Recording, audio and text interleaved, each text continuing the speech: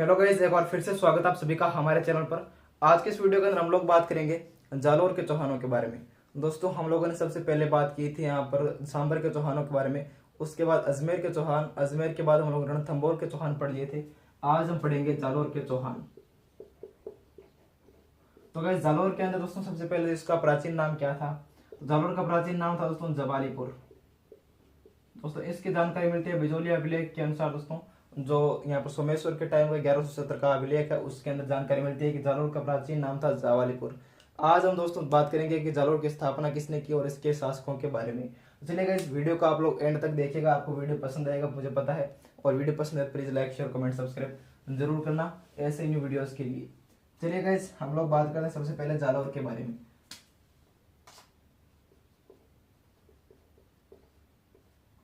जालौर के अंदर दोस्तों सबसे पहले आपको बता दें कि जालौर के अंदर सोनगरा शाखा की शुरुआत हुई थी।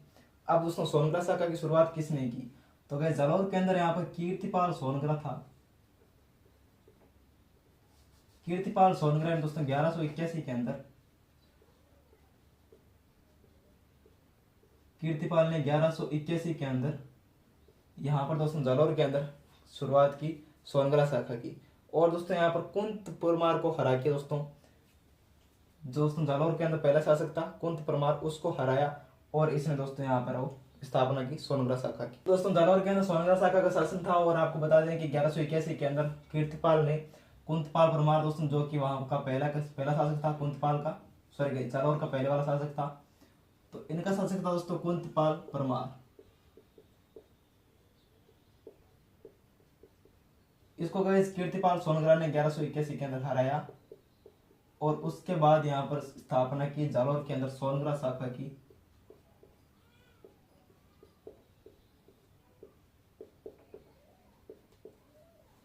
तो आपसे पूछा गया जाएगा कि जालौर के अंदर कौन से चौहानों की शाखा थी? तो सोनगरा शाखा थी दोस्तों चौहानों की। उसके बाद दोस्तों यहाँ पर मुणोत नैणसी ने इनके बारे में कुछ लिखा है, उसके बारे में देख लीजिए आप लोग। मुणोत नैणसी ने लिखा है कि कीतु, कीर्तिपाल को यहाँ पर कीतु बताया गया है। कीतु एक महान राजा है। दोस्तों, अब आप लोग पूछेंगे कि यहाँ पर प्रश्न किस टाइप से बनता है, तो मैं आपको बता दूं कि यहाँ पर आपसे पूछा जाता है कि कीतु एक महान शासक है या फिर महान राजा है। ये वाक्य किसके लिए किसने कहा था? तो मुणोत नैणसी ने कीर्तिपाल सोनगरा के लिए ये वाक्य कहा था। उसके बाद गए यहाँ पर एक अभिलेख मिलता है, सुंदा पर्वत अभिलेख।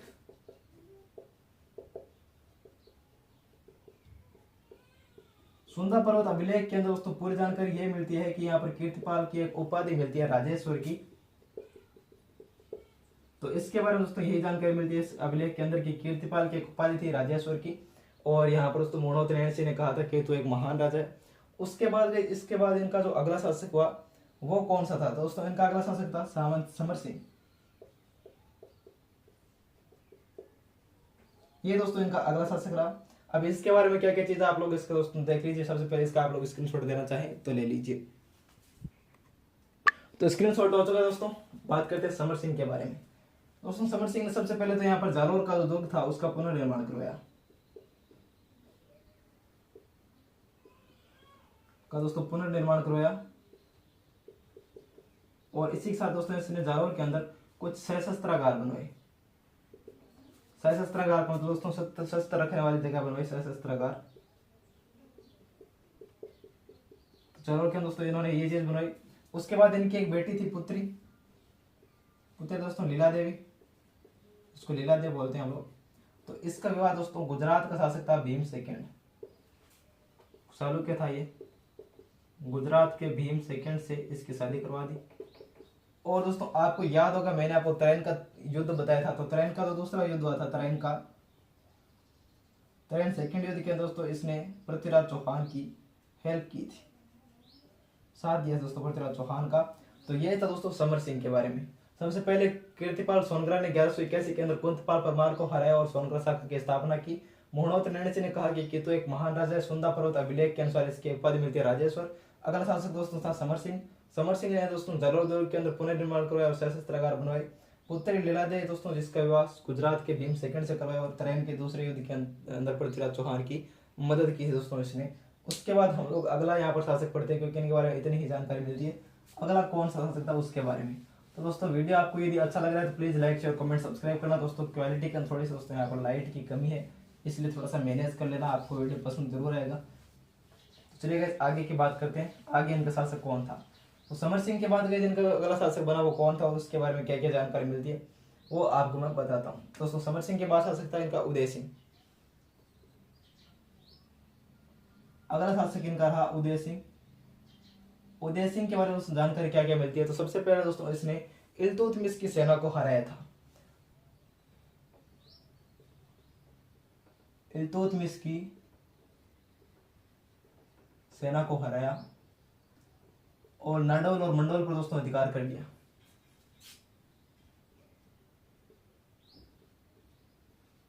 नाडौल और मंडौर पर अधिकार किया। दोस्तों इन्होंने इल्तुतमिश की सेना को हरा के नाडौल और मंडौर पर अधिकार कर लिया था।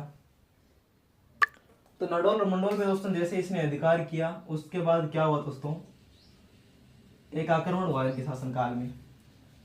यानी दोस्तों इनके आक्रमण यहाँ पर दोस्तों इनके शासनकाल में मेवाड़ का दोस्तों एक राजा था, मेवाड़ शासक था जेतर सिंह।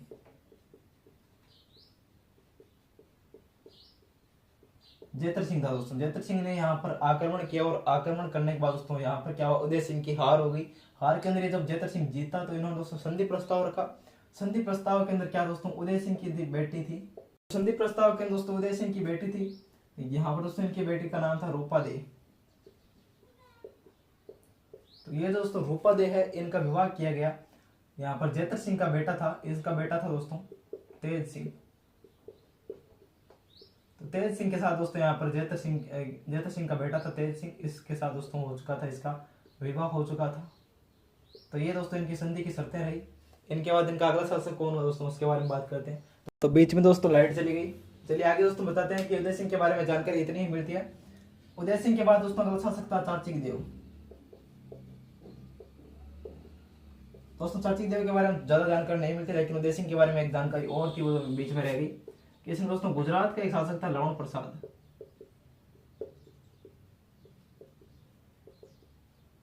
इसको हराया था। इसके बाद गए यहाँ पर आते हैं चाचिक देव पे। दोस्तों इसने क्या किया, इनके शासनकाल में कोई भी आक्रमण नहीं हुआ था। इनके शासनकाल में कोई भी दोस्तों आक्रमण नहीं हुआ था। और यहाँ पर हिंदी में लिख देते हैं। इनके बारे में दोस्तों जानकारी ये पूछ जाती है कि इनके शासनकाल में समकालीन दिल्ली का राजा कौन था। तो दिल्ली के अंदर दोस्तों था नासिरुद्दीन और बलबन।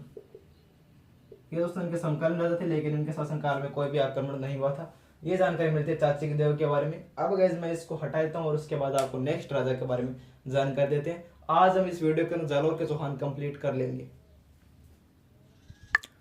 इनके बाद गाइस अगला शासक बना वो था सामंत सिंह।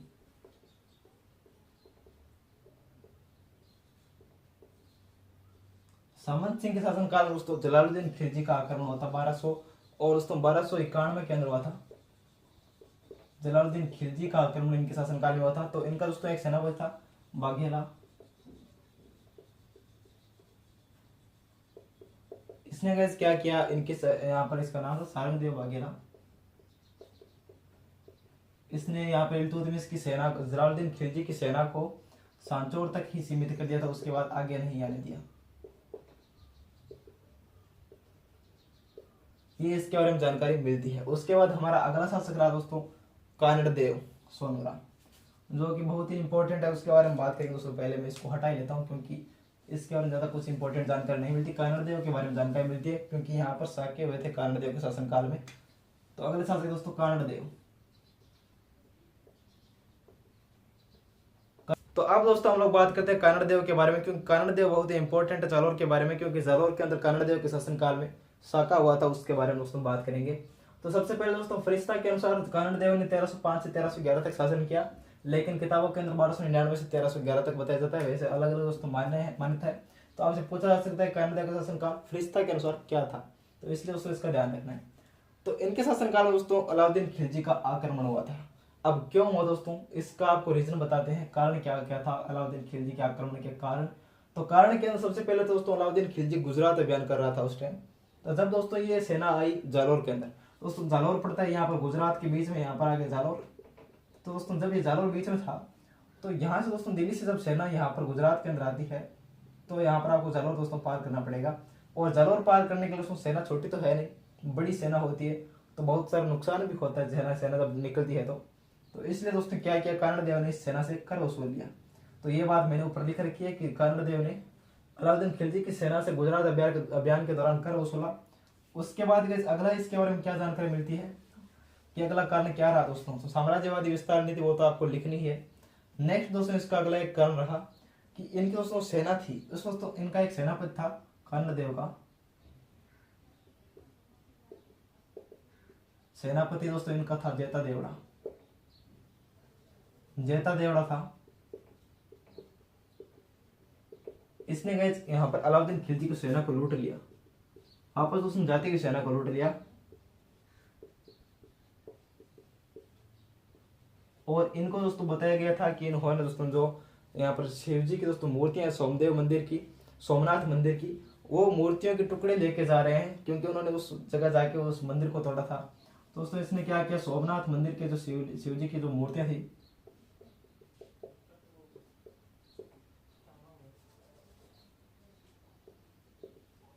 उनको वापस छीना।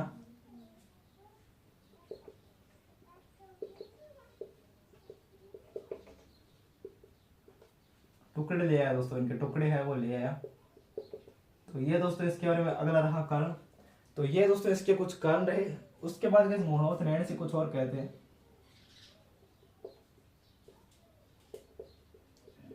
ये बोलता है कि यहाँ पर जो अलाउद्दीन खिलजी है, अलाउद्दीन खिलजी ने सभी हिंदू राजाओं को एक चुनौती दी थी कि मेरे ऊपर मेरे साथ कोई नहीं लड़ सकता ऐसे करके। तो अलाउद्दीन खिलजी की हिंदू राजाओं को दी हुई चुनौती स्वीकार कर ली।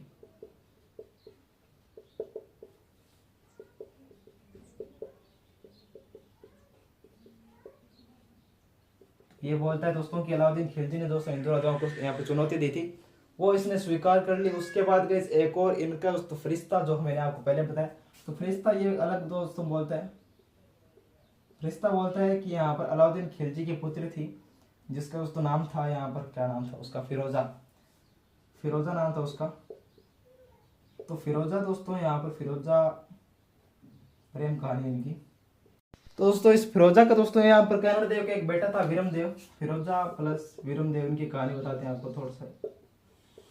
तो क्या दोस्तों जब विरमदेव दिल्ली दरबार के अंदर गया था, तो उसके अंदर क्या बताया जाता है कि विरमदेव दिल्ली दरबार के अंदर गया था, इनके बीच में कुछ संधि वगैरह हुई थी या बातचीत हुई थी उसके बारे में। तो गैस इसके ऊपर मतलब पूरी तरीके से प्रेम वाला प्रसंग था, प्रेम प्रसंग। लेकिन बाद में गैस शादी करने से मना कर दिया, इसलिए बताते हैं कि फिरोजा पुत्री से शादी न करने के कारण भी इसने दोस्तों पूरी तरीके से यहाँ पर आक्रमण किया। तो ये फरिश्ता बताता है, घोड़ोत नैन से बताता है कि हिंदू राजाओं को दी हुई चुनौती स्वीकार कर ली। उसके बाद गए अलाउद्दीन खिलजी के आक्रमण हुए और उनके बारे में बात करते हैं। तो सबसे पहले सिवाना पे आक्रमण करेगा, क्योंकि सिवाना दोस्तों जालोर की कुंजी बताई जाती है। तो सिवाना के अंदर दोस्तों आक्रमण हुआ था 1308 में, सिवाना के अंदर 1308 में आक्रमण हुआ था। लेकिन सिवाना एक ऐसा दुर्ग है जिसके अंदर कोई भी खुफिया रास्ता नहीं है अंदर जाने का। तो इसलिए गाइस आपको पता है कि अलाउद्दीन खिलजी ने जितने भी यहाँ पर सैन्य अभियान किए, उन सब के अंदर इसे दोस्तों यहाँ पर पूरी तरीके से धोखा किया सबके साथ, और अपने दोस्तों कूटनीति जो भी है वो इसने अपनाई। और सिवाना के अंदर क्या हुआ था वो आपको बताते हैं। सबसे पहले सिवाना के ऊपर आक्रमण और सिवाना का प्रथम शाखा, उसके बारे में दोस्तों आपको जानकारी देते हैं। आप लोगों ने इसका स्क्रीनशॉट ले लिया होगा। दोस्तों देखते हैं क्या क्या हुआ था, समझिए आप लोग। सबसे पहले सिवाना के ऊपर आक्रमण हुआ सबसे पहले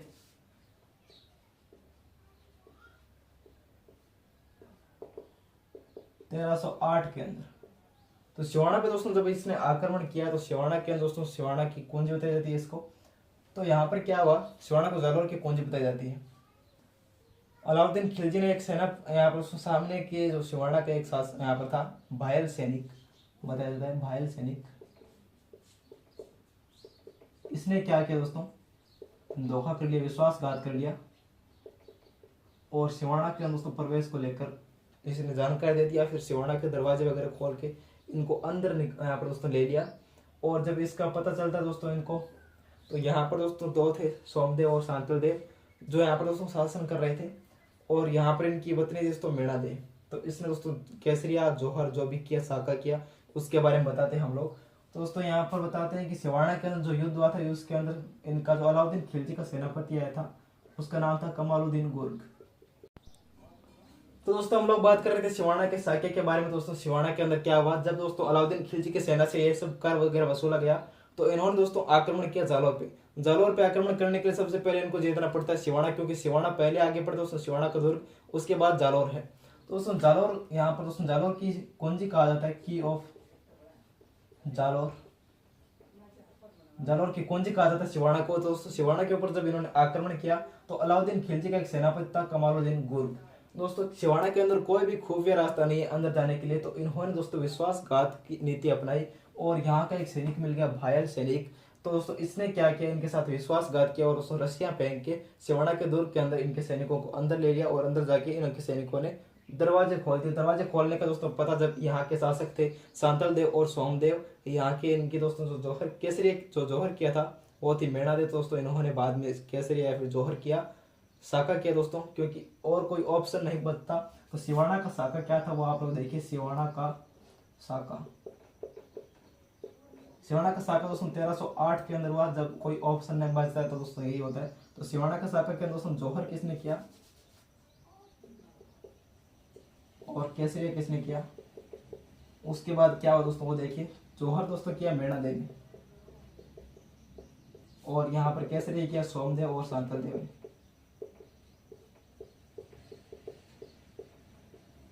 तो इन लोगों ने दोस्तों केसरिया और जौहर किया, और उस युद्ध के अंदर आपको पता है कि जब केसरिया होता है, जौहर होता है, साका होता है, दोस्तों क्या होता है कि सामने वाली सेना जीतना है होता है। तो अलाउद्दीन खिलजी के इसके अंदर क्या हो गई थी, जीत हो गई थी, और जैसे ही जीत हुई थी अलाउद्दीन खिलजी ने अपना सेनापति दोस्तों कमालुद्दीन गुर्ग था,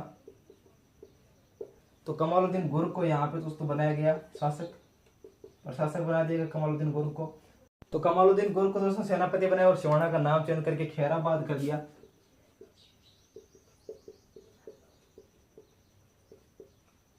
सिवाना का नाम यहाँ पर खैराबाद कर दिया। और दोस्तों इन्होंने क्या किया, सांचौर के अंदर दोस्तों जो हिंदू मूर्तियां हैं उनको तोड़ा, बहुत सारी हिंदू पाठशालाओं को तोड़ा। उसके बाद दोस्तों जब यहाँ पर दोस्तों इस बारे में पता चला वीरमदेव को, सॉरी कर्णदेव को, जब इन्होंने दोस्तों क्या किया, मलकाना के युद्ध के अंदर कर्णदेव और वीरमदेव ने इनकी सेना को हरा दिया था, वापस दोस्तों हटा दिया, और वापस सिवाना पे अपना अधिकार कर लिया। लेकिन गए उसके बाद दोस्तों अलाउद्दीन खिलजी रहने वाला नहीं था, इसने फिर से आक्रमण किया जालौर के अंदर।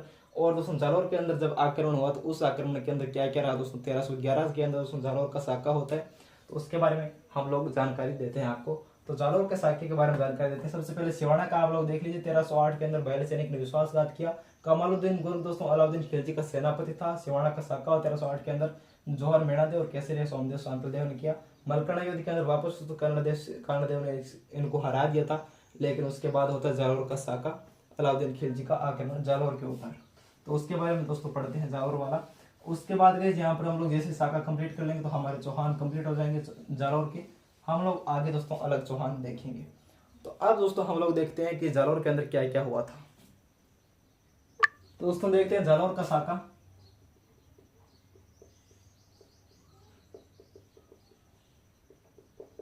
तेरह सौ 1308 के अंदर सिवाना का साका हुआ, 3 साल बाद दोस्तों जालौर का साका हुआ। यहाँ पर क्या था दोस्तों, जब यहाँ पर इनके पास कोई ऑप्शन नहीं था तो जालौर का साका किया कर्णदेव और वीरमदेव ने। इनकी दोस्तों पत्नी थी जैतल देवी, उसने दोस्तों यहाँ पर वो जौहर किया था। तो जालौर के साके के अंदर सबसे पहले दोस्तों क्या हुआ कि यहाँ का एक सैनिक था जिसने विश्वासघात किया। अलाउद्दीन खिलजी के आप लोग जितने भी युद्ध देखेंगे तो सबके अंदर विश्वासघात होता है। रणथंबोर के अंदर दोस्तों किसने किया था आपको पता है, तो रणमल और रतिपाल ने विश्वासघात किया था। उसके बाद हम लोगों ने दोस्तों देखा था रणमल और रतिपाल ने विश्वासघात किया, हमीरदेव चौहान वाला। उसके बाद हम लोगों ने देखा सिवाना वाला, तो सिवाना के अंदर दोस्तों बैल सैनिक ने विश्वासघात किया। अब दोस्तों जो जालौर का हुआ, जालौर के अंदर यहाँ पर विश्वासघात किसने किया उसके बारे में आपको बता दूं। जालौर के अंदर एक था बीका दैया, बीका दैया दोस्तों विश्वासघात किया। इनके दोस्तों जब इनकी पत्नी को पता चला कि बीका दैया ने अलाउद्दीन खिलजी को उसके बारे में पूरी जानकारी दे दी है कि जालौर के अंदर कैसे अंदर आना है, जब इसकी जानकारी दे दी दोस्तों, इसकी पत्नी थी, पत्नी का नाम था दोस्तों हीरादे। तो इसने गैस क्या किया, हीरादे ने और यहाँ पर इसकी हत्या कर दी, सोते हुए की हत्या कर दी। और हीरादेव दोस्तों ये सब बात जाके यहाँ पर दोस्तों कानड़ देव को बताई। जब इसके बारे में कानड़ देव को पता चला तो उसके पास कोई ऑप्शन नहीं था, क्योंकि हीरादेव जब तक दोस्तों इसके पास गई तब तक यहाँ पूरी तरीके से जालोर दुर्ग के अंदर सेना आ चुकी थी अंदर। तो उसके बाद गई होता है जालोर का साका। तो जालोर के साके के अंदर दोस्तों क्या क्या हुआ वो देखिए। जालोर के साके के अंदर जोहर किसने किया, जोहर हुआ दोस्तों एक, तो एक हुआ केसरिया। जोहर दोस्तों किया था जैतल देव ने, जैतल देव ने दो जोहर किया। और यहाँ पर कानड़ देव और विरम देव, इन्होंने दोस्तों केसरिया किया। कानड़ देव, विरम देव इनका पुत्र था। तो इन्होंने दोस्तों क्या किया, यहाँ पर केसरिया किया। और इसके अंदर आपको पता है कि इसके अंदर क्या हुआ, अलाउद्दीन खिलजी की जीत हुई। अलाउद्दीन खिलजी की जीत हुई और दोस्तों इन्होंने क्या किया, जालोर का नाम चेंज किया। कमालुद्दीन गुर्ग को सबसे पहले तो ये किला सौंपा। तो इसके दोस्तों सेनापति, यहाँ पर सेनापति कमालुद्दीन गुर्ग था। कमालुद्दीन गुर्ग को यहाँ पर दोस्तों शासक बनाया गया। और यहाँ पर जालोर का नाम दोस्तों चेंज करके इन्होंने यहाँ पर रख दिया था जलालाबाद। तो दोस्तों जैसे इसके अंदर यहाँ पर ये सब हुआ तो कमालुद्दीन गुर्ग को इसका प्रशासक बनाया गया जालोर का। और इसका जालोर का नाम चेंज दोस्तों इन्होंने कर दिया, नाम चेंज करके जलालाबाद कर दिया। जलालाबाद दोस्तों इन्होंने नाम चेंज करके जलालाबाद रख दिया। और ये इसके दोस्तों सबसे मेन बात हुई। एक दोस्तों मैंने आपको बताया था हसन निजामी, मासिर उल्ता, यहाँ पर इनकी एक बुक है हसन निजामी। तो हसन निजामी दोस्तों क्या कुछ कहा है, हसन निजामी कहा है कि इस दरवाजे का किले, इस किले के कोई दरवाजा खोल नहीं पाया था। यानी इस जालोर का किला है, इस किले का दरवाजा कोई भी खोल नहीं पाया था। इसके बारे में दोस्तों जानकारी मिलती है हसन निजामी की ताजुल मासीर इनकी बुक है, उसके अंदर जानकारी मिलती है। यहाँ पे दोस्तों अलाउद्दीन खिलजी ने यहाँ पर अपना दोस्तों तोफ खाना बनवाया। और ये दोस्तों इसके बारे में जानकारी मिलती है। उसके बाद अलाउद्दीन खिलजी का शासन आ चुका था। सोनगढ़ सागा दोस्तों यहाँ से हो चुकी थी पूरी तरीके से समाप्ति। विरम देव और कानड़ देव दोस्तों ये दोनों इसके अंदर वीरगति को प्राप्त हो चुके थे। विरम देव ने बताया जाता है कि विरम देव ने अपना सर काट के एक मंदिर के अंदर चढ़ा दी, तो उसके बारे में जानकारी मिलती है। यहाँ के दोस्तों एक यहाँ पर जो दरबारी विद्वान है या फिर कवि है उसके बारे में हम लोग देख लेते हैं। तो दरबारी विद्वान है दोस्तों पद्मनाभ। पद्मनाभ दोस्तों इन्होंने दो बुक लिखी थी, एक तो कानड़ देव प्रबंध, कानड़ देव प्रबंध, एक लिखी विरम देव सोनगढ़ रिवात। उसके बाद दोस्तों इस साके की जानकारी मिलती है अमीर खुसरो की एक बुक आपको बताया, अमीर खुसरो खजाइन उल फतू, जो दोस्तों अलाउद्दीन खिलजी के सभी आक्रमण की जानकारी देती है। खजाइन उल फतू